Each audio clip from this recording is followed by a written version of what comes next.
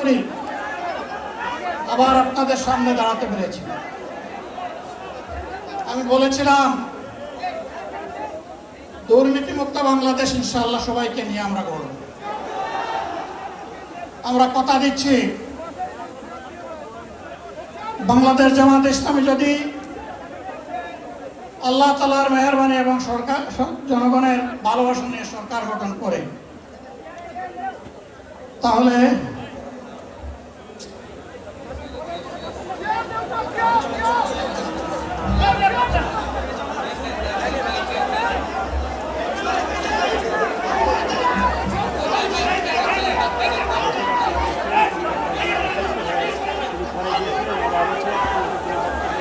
আপনারা নিজ নিজ জায়গায় অবস্থান করুন।